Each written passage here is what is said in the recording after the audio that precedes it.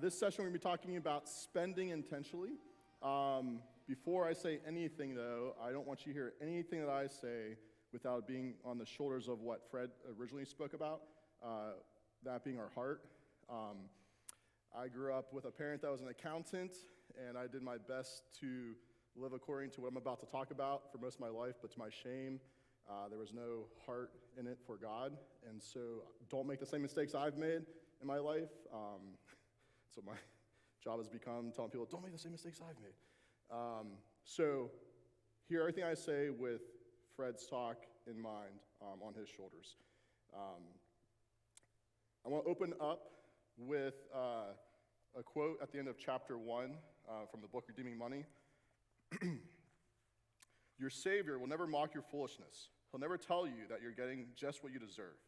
He won't tire of your mistakes or get irritated because you're stubborn. He won't tell you that working with you is wasting his time. He won't ever quit, turn his back, and walk away. He lavishes his grace on those who are lost, on rebels, liars, and cheaters. He pours mercy on the proud and the selfish. He doesn't ask us to clean ourselves up before he'll give us his attention. He wraps arms of love around broken and messed up people. There are no helpless cases with him. There is no problem he cannot solve, and no addiction he cannot break. He knows that when it comes to money, your problem is you. But when you come to him, he will not condemn you, but offer you grace that is form-fitted for your need. So I don't know what place you came in today. Fred mentioned a number of the places earlier. You might have done well with money and you're coming in learning heart issues. You might have made money mistakes in the past and you're learning how you can get out of debt. Or you might just not have ever really thought about money in general. Hopefully that passage gives you assurance that wherever you're at, God is opening arms of grace and love to you, holding out his hand as we walk through this next session. And so hopefully that is helpful to hear. So 2 parts. The first part, put God first. Again, we're going to be on the shores of Fred for that. I'll kind of refer to Fred or Tim's messages. And then we're going to talk about kind of the kitchen table idea of budgeting in this session. So where are your desires? Mark 4:19 says, but the worries of this life, the deceitfulness of wealth, and the desires for other things come in and choke the word, making it unfruitful. So for you might be in a place where, hey, I got a lot of money. I'm worried about protecting it. Or you might be in a position where I don't have any money. I need to earn it. And you're worried about whatever season of life you're in. Wealth is deceitful. We'll talk later in 2 Timothy where it causes people to leave the faith. And so wherever we're at, we want to make sure that we're coming back to a place where, where's God in this for me? If we don't have God in the picture, wealth can take us away from God completely. And so you don't want to find yourself in that area. You don't want to be choked out from what God has for you. So I know it's probably hard to see this.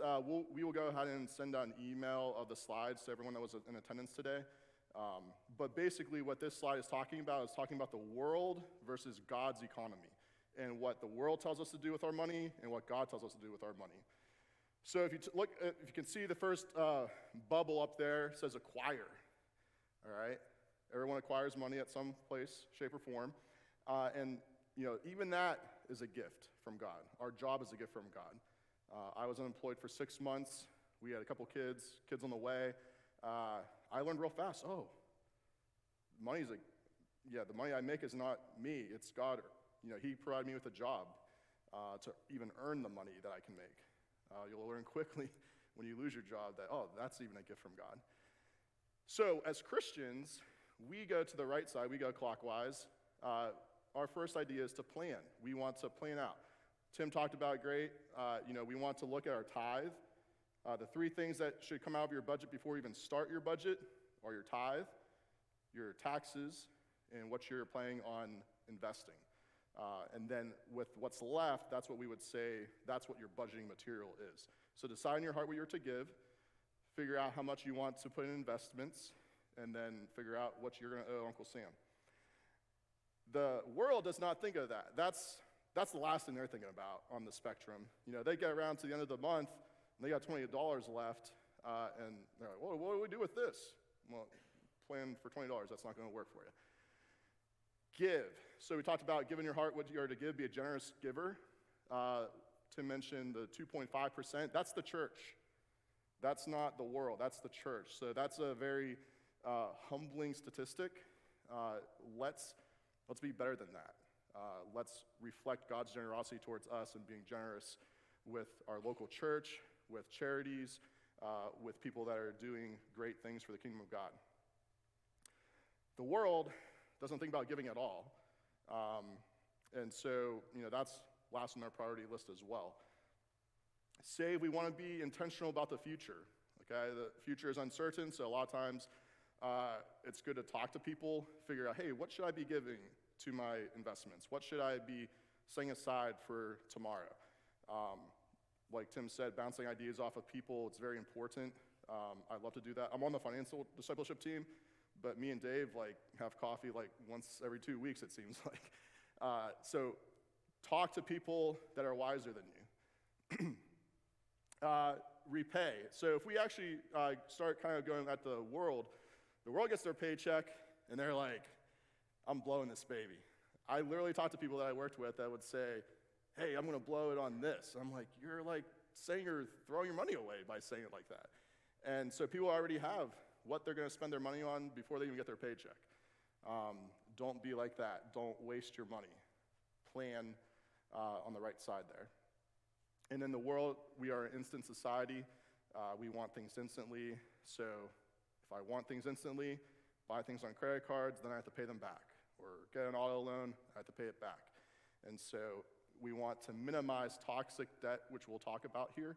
But keeping that in mind, if you have too much enjoyment, you're going to be owing a lot of money on the onset there. So today we're going to be talking about everyone's favorite word, a budget.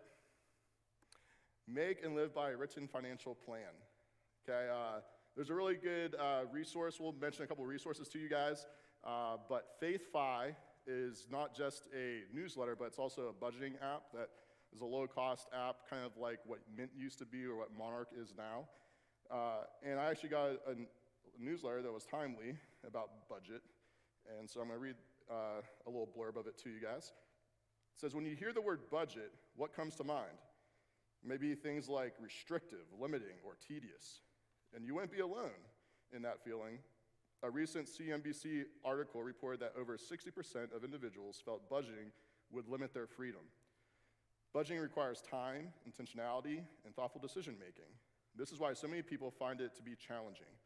But as Christians, when we recognize the King of Kings has entrusted his resources to us to steward, a budget becomes a helpful tool to honor and glorify him.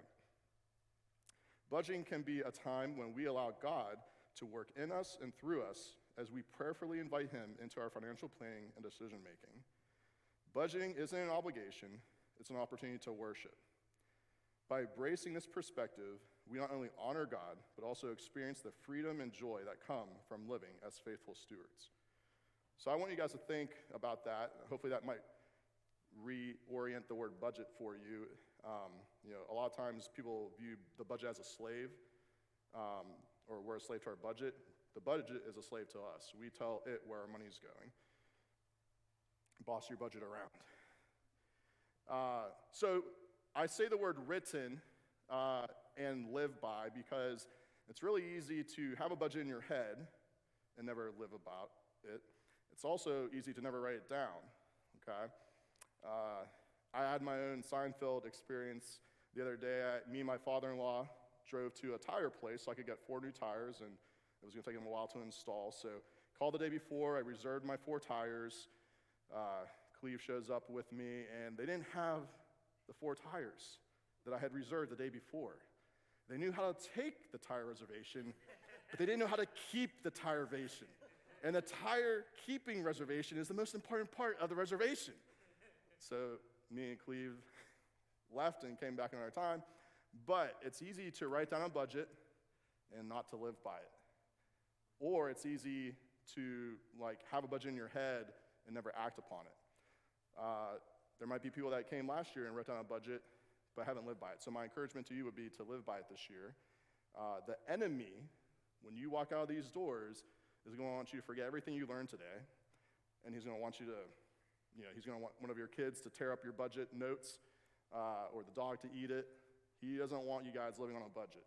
So key is to live by and write it down. It can be pencil and pen, it can be a spreadsheet, it can be a budgeting app. Whatever works best for you, we encourage you to do that. So I'm going to go through some budgeting principles, and then we'll talk about the steps of a budget as well. So priority number 1, decide in your heart what you are to give. Okay, so Tim hit that. I'm not going to belabor that topic too much, but start with something. He said, baby steps to whatever you're at. If you're giving 0 right now, give 2%. If you're giving 4%, get up that. Increase what you're giving. Decide in your heart what you're to give, and then do it. Part number 2 is establish a basic emergency fund. Keyword here is basic, because $500 to $1,000 is not really an emergency fund. A $400 surprise in today's world can put people in a bad place. So don't be in that position to be put in a bad place on that dollar amount. You want to start out, I would say, at least $1,000 for a basic emergency fund, and start there, and then build upon that. We'll talk about later adding to that. Now, I do need to define what an emergency is as well. An emergency is not an emergency shopping trip, or an emergency trip to Europe, or an emergency golf trip with the buddies, all right? An emergency is when there's a health crisis or job loss. That's when you should be using that money, and no other time. Now, you might say, well, hey, Steven, you talked about your tires. Yeah, so we actually should have a budget line item for tires. We expect our tires to, depending on some people drive every 4 or every 1 year, you need new tires depending on how you drive. But there should be a budget line item. If it's 1 year, take that amount, divide it by 12, put it in your budget. If it's every 4 years, divide by 48, put it in your budget. Take those big cost items, divide it by the number of months that you expect it to happen, and hey, now it's not an emergency because you put it in your budget. If something becomes an emergency that shouldn't be an emergency, that's something you just need to add to your budget. So make sure that your emergency fund is only being spent on emergencies. Part number 3, capture the employee match at your company. So many companies have a really awesome opportunity where if you put money into your 401k, and it can be a Roth or a traditional, which we'll talk about in a second here, that they will match it up to a certain amount. So you might have a company that matches 100% to the first 8% that you put in. So if you put in 8%, they put in 8%, that's a total of 16%. It's the only immediate return on investment that you're going to see like that, and it's the best one you can get. You might have a company that says, hey, we'll give you 50% to the first 10%. Okay, so you put in 10%, they put in 5%, you got 15% there. Take advantage of that, because that's the best return on investment instantaneously that you'll get, and it's not like, I have to hope I hit big on the stock market. No, it's immediate in your account. So 2 ways you can look at it. There's both a traditional and a Roth IRA, and they do now have a traditional and Roth 401k. These are retirement funds that you invest for the future. What I always tell people is, hey, get that match 100%, but if you're going to spend more money in your investments than that match amount, maybe go for an IRA, because the 401ks are usually a lot limited in the amount of things that you can put your money into. Where if you do an IRA, you got the whole stock market in your hands. With a 401k option plan, you might only have 30 options. Max out whichever one you feel is best for you, but then once you hit that company match, open up an IRA. The difference between a traditional and a Roth is a traditional is the money is put in, okay? You've never paid taxes on it. It goes in right out of your paycheck without being taxed, and then it grows in that account until you pull the money out. When you pull the money out, you pay taxes at the tax bracket that you are at on both the money that you put in and what you make in that account, okay?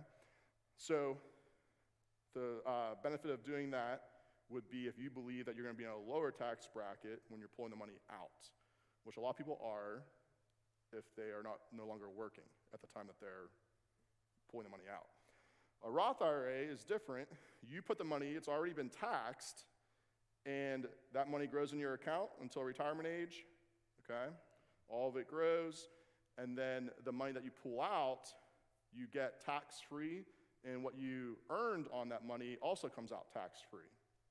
So the benefit of that account, you would say, I'm paying the highest taxes that I'm going to be paying right now, later, and so you want, hey, this is the lowest it's going to be right now, so I know later when I pull it out, taxes are going to be a lot higher, and so I'm going to save money by getting it taxed now. You can even be diversified and say, I'm going to put 50% in the Roth, 50% in the traditional.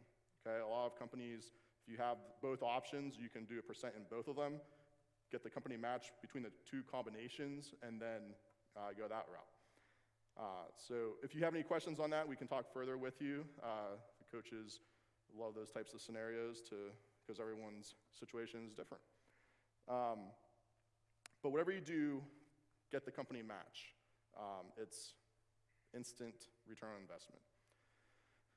Eliminate toxic debt. Priority number 4. Debt is the financial discipleship's team's 4-letter word. Do whatever you can to get out of it. Credit card debt, payday loans, anything that is toxic. There's going to be some debt that we're going to talk about here later that's not, the best thing to be in, but it's not necessarily toxic. And the way we can do that is by the snowball effect. So there's 2 different viewpoints.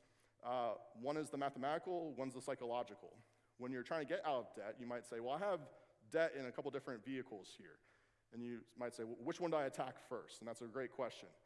The mathematical standpoint would say, hey, look at whatever debt that you have that has the highest interest rate that you're paying and attack that debt first, okay? Because that means I'm going to be saving the most money in the long term because I'm knocking out the highest interest rate one first. But you might have a situation where you're like, well, this vehicle, this account that I have here, this loan, is a lot smaller and I can pay it off faster. And that's fine because as long as you're paying off debt, it's important. But you can take the money, put it towards that smaller, call it snowball here, go after the smallest thing first, and then psychologically, hey, I paid that off. Then you attack the next bigger snowball, and then the next one, and the next one, you go up. So that is a psychological, hey, I paid this off, I'm good to go, I can attack the next thing. The mathematical way, you might be attacking that big one for a long time. Psychologically, you might be like feeling burdensome because, hey, this thing ain't going away real fast. So for example, a home and a car. We would call a mortgage not toxic debt. We would call an auto loan toxic debt depending on if you could have the money in the bank, you could pay off that car loan if you wanted to, but maybe your checking account's getting more interest than the actual interest on the car loan, in which case I'd say, don't pay it off. But if your car, you're going to pay off your car first probably than your house. It's a lot smaller chunk, right? Unless you drive something that flies, you're going to be paying something. It's going to be a lot sooner than you're paying off your house, right? And so you want to make sure that whatever is going to best suit you is what you're going after. If you're more the psychological type where, hey, knocking out those smaller snowballs first is better, do that. If you're the more mathematical type, then go after what has the highest interest rate. Any thoughts there? Any questions? We'll have questions at the end too, so. Priority 5, save and invest for retirement. So we say aim for 15% of your income. What we talked about with the company match is a part of that. So if you put in, let's say your company says, hey, we'll match 50% up the first 10%, so you're putting in that 10%, they're putting in 5%, there's your 15%. You can count that towards that 15%. We'll talk later about maybe adding to that, but remember, try to aim at 15%, and if you're at 0% right now, increase that, just like what we talked about with giving. Maybe go from 0 to 5%, or maybe you're at 5%, go to 10%. Take baby steps to get to a place where you're comfortable. Adding to the emergency fund. So we talked about the emergency fund. Really that $1,000 isn't going to do much for you, especially if you have a job loss or a health crisis. So really, optimally, 6 months is where you want to get to. I was unemployed for 6 months, so 6 months resonates with me very well. we've had people in our church that are unemployed, and you just don't know how long it's going to be, and so it's better to be safe than sorry. And you want to make sure that it's that unpredictable health crisis or job loss event that we're spending that money on, not the trip to Europe. Then priority number 7 is prepay other debts. So with a mortgage, you can pay your mortgage each month. You can also pay more than your mortgage. You can pay principal towards that mortgage, which will save you potentially hundreds of thousands of dollars in the end. What most people don't think about is when we get a mortgage, we really pay pretty close to 2 to 3 times the actual cost of the house over the length of the mortgage due to the interest that we're paying. So when you're paying that, and again, kind of look at what your mortgage rate is compared to what you could be making money in a stock market or a checking account. Maybe you got a better interest rate in your checking account, and then maybe you're not paying the mortgage as fast. But this would be another way you can look at the budget and see where you can prioritize things. So we're going to talk about steps to creating a budget. Step 1 is gather all your financial information, get it on paper, in an app, in a spreadsheet. Wherever you're going to make your budget, get all your information in that spot. So W-2s, 1099s, any form of income that you make, hopefully legally, get that all together. Allocate your giving, investing, and taxes like we talked about. Those things aren't part of our budgeting money. You want to already have those set aside. The reason being is we talked about like the world, they come to the end to plan, right? And if we're like that $20 I talked about at the end of well, that's what's being given, right? We don't want the last fruits to be what we're tithing. We want the first fruits. And so that's why you want to be thinking about what you're going to give at the beginning of your budget, not at the end. Calculate your net income, add everything up. You have your gross income minus your giving, investing, and taxes. So, your budget income, what we're able to use there. And then create a list of your monthly expenses. So I have in red your giving and investing because we've already, set aside some of that money, but you can always add to that too. So maybe in addition to giving to your local church, you want to support some ministries that fight human trafficking, that fight abortion, that fight evil. Put extra money towards those. You have your mortgage payment. You have your car payment, what we talked about with the snowball. Insurance, groceries, utilities, entertainment, personal care, dining out, unless you have 6 kids. And anything that becomes an issue that's not in your budget can always just be added to your budget. But create a budget on what you know to start, and then as you go along living life, you'll find, I need to add this to my budget. If you have 6 kids, butt paste becomes a line item on your budget. Step 5, determine fixed and variable expenses. This is what we talked about earlier. Some of you guys either have things that come up once a year, or they're not a monthly payment like your mortgage or a utility. A utility is actually a variable. So what you can do, and a lot of, at least CoServe does this if you live in Frisco, you can get them to give you the budget account line item, and they'll give you an average of what you pay for the year, and then you can pay that as a budget. So when you're paying your electricity in the summer, and it's outrageous because it's so hot here, and the AC is running nonstop, that's going to be the same as in the winter time, the total bill. And so, or if you don't have that opportunity, average it out. So I look at my last 2 years worth of electricity, I add up the cumulative amount, and then I divide it by 24, and I say, okay, this is what I'm budgeting for each month to have available. You'll have a little bit more money in the wintertime than the summer, but in the end, it will all average out. So if you pay, if you pay your car insurance monthly, you got a fixed monthly rate. If you pay your car insurance annually, then you can divide that number by 12 or 6, because I think it's mainly 6-month routes now, and divide by 6, and then now you know what you're going to pay each month. That creates a budget line item that doesn't drive you crazy because you're like, well, I spent $600 a month on food this month, but last month we spent 500 or 900 or, hopefully not 2,000. But, we have no idea. And so if you make an average of, the last year, 2 years, that's helpful.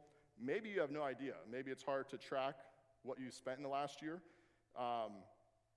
What you can do is you can estimate. You can just give an honest guess and then live by that for the next 3 to 6 months. Don't change it, because what a lot of times people do is the tail will wag the dog, and you'll say, well, okay, I have to move it from 400 to 600 a month, and then next month it's back down to 500, and you drive yourself nuts. Give yourself 3 to 6 months, create an average from that, and then update your budget accordingly, okay? Remember, the budget is your slave. So you tell the money where it's going, and it sends it there. So that's the difference between those variable and fixed rates. You want to kind of create a way to keep even the variable rates in your budget in a fixed manner, and so that will help with that. You tell your monthly income and expenses. If your income is higher than your expenses, you're off to a good start. You have extra money that you can put towards areas that you want to. If your expenses are more than your income, that means you're overspending and need to make some changes. So the budget is honestly a tool to learn about yourself as well. The first time you do a budget, you might say, well, I didn't even know I spent this much money in this category, and now you do. And so now you can do something about it. You can keep it there, or you can say, oh, I don't need to spend this much money on this area. Through coaching people, the 3 areas that I usually find, food, whether dining out or groceries, can always be pulled back a little bit. Gym memberships. I talked with someone that didn't know that they were still spending $200 on a gym membership a month, and I was like, oh man, hey, we can pull back on this. There's other gyms in the area. If you're a guy, there's a group called F3 that I work out with. It's free, so you don't have to pay anything for the gym. Talk to me after. And then, so food, gym, and then streaming services. A lot of times people have streaming services that they have multiple of, and they're like, oh, you know what? Maybe I can just get by with just Netflix, or maybe I don't even need Netflix. Maybe I can go to the library and get DVDs. If you're trying to get out of debt, there's all ways that we can try to make it happen. So those 3 areas, those would be areas to look at your budget and see, hey, where can I maybe pull back on? For you, it might be different, but that's the beauty of the budget. It's going to tell you what you need to do and where your money's going, and you can adjust it accordingly. Step 7, make adjustments to expenses. So we just said if you're in a situation where your expenses are higher than the income, find areas that you can change.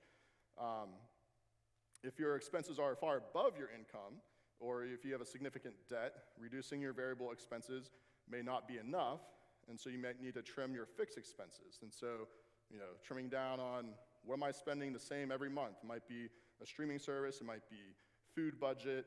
I know people that, hey, we're intent on paying off our college loans, and so, they ate peanut butter and jellies and lots of low-cost food for a number of months before they paid off their student loans.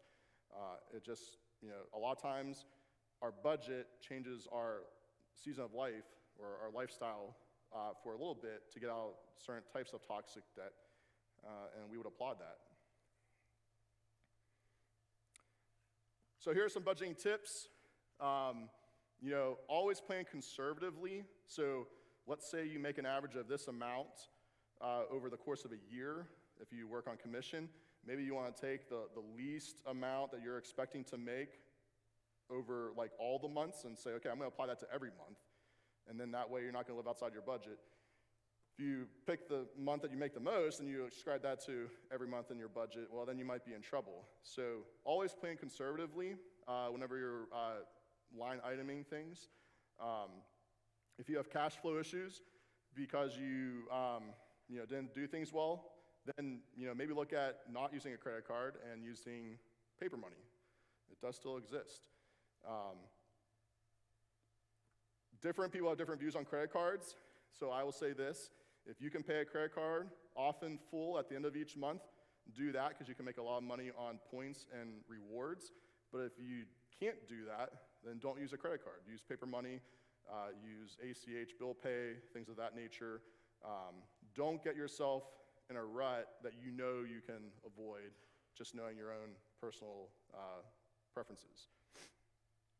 Some people could spend more with paper money than with a credit card. Because I know for me, like if I'm using my budgeting app, well then the paper money is not being tracked. So it depends, like either way could be a situation for somebody. And then like I said, consider a 3 to 6 month evaluation. Remember, don't let your budget go all discombobulated. Do it for 3 to 6 months, reevaluate, re-average out your numbers, and then take that information to make it better for the next 3 to 6 months.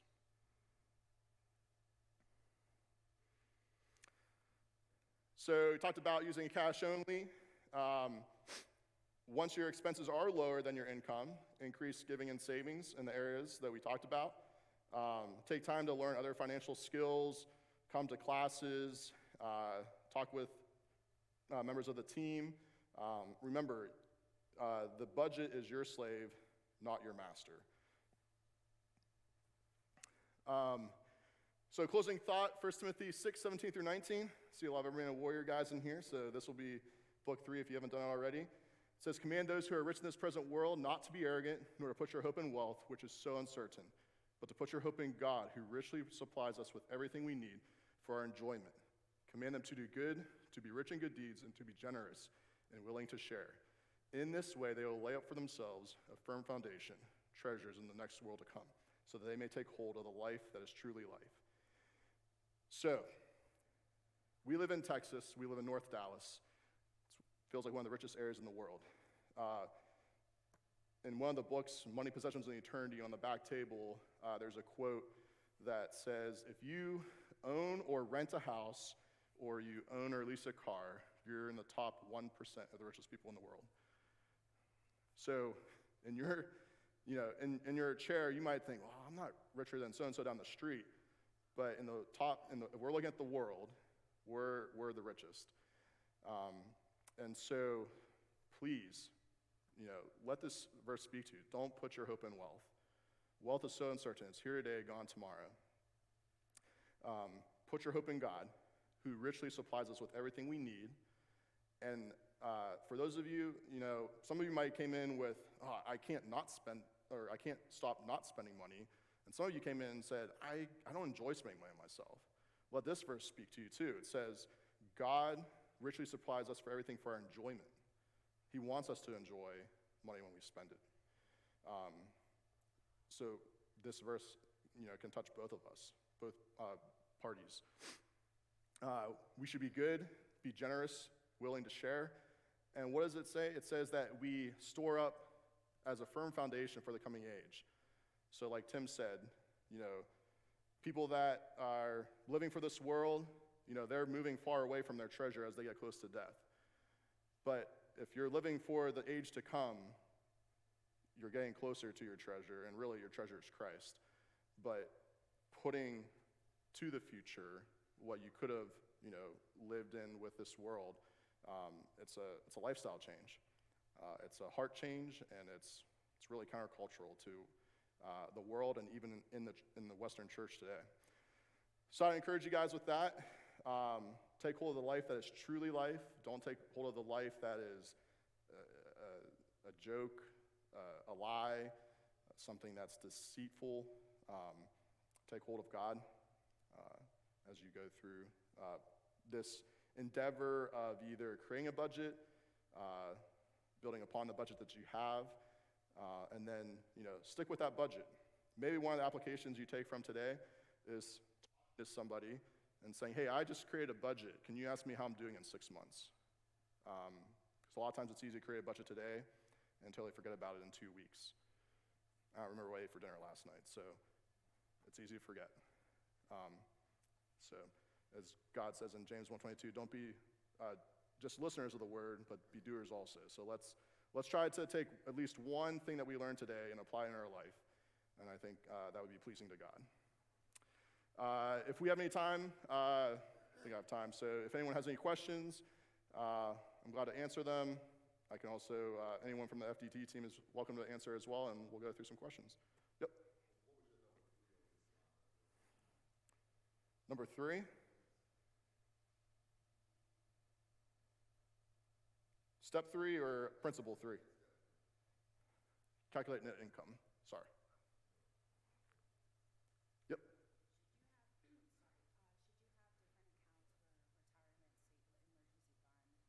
Yes, very good question. The question was, should I have different accounts for retirement, savings, emergency fund? And that's a great question. I forgot to share about that, so I'm glad you asked. My emergency fund should never be in my 401k, okay? Your emergency fund should be in a liquid account that I can easily get the money out of. So like a checking account, a money market account where the money's not actually in the market, in a brokerage account, but it should never be locked up somewhere where I can't pull it out without getting some sort of a fine or a fee. So with retirement accounts, you're not able to pull that money out. So that's another thing to say. You're not really able, we usually have a investing session after this, but so I'll cover some of that. You can't pull out money out of your retirement account until a certain age without getting a penalty.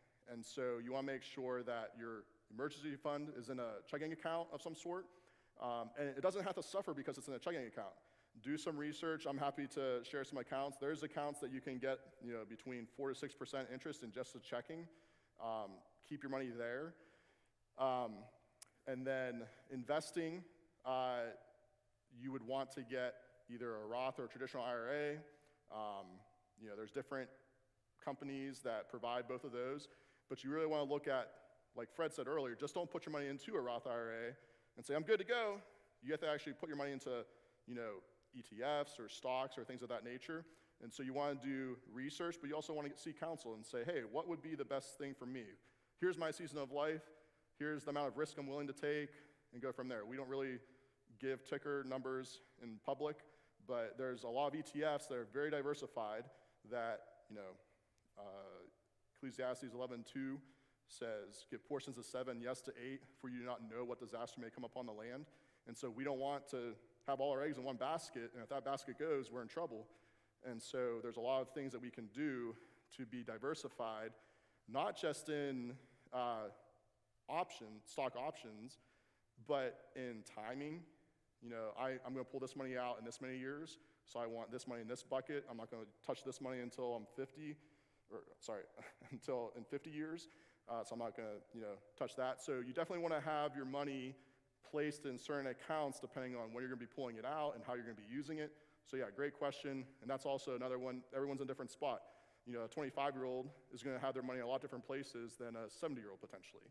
And so if you set up time with a coach, we can definitely go over that and talk to you in your specific situation. Did that answer your question? Okay. Anyone else? Don't be shy. I think we're going to take a break now, give you guys a couple of minutes, and then we'll come in. Anyone that wants to stay for a question and answer time, I think Fred's going to do some sort of a closing here, but there's also going to be a question and answer time. Anyone that wants to stay is welcome to stay, and we'll go from there. Thank you, guys.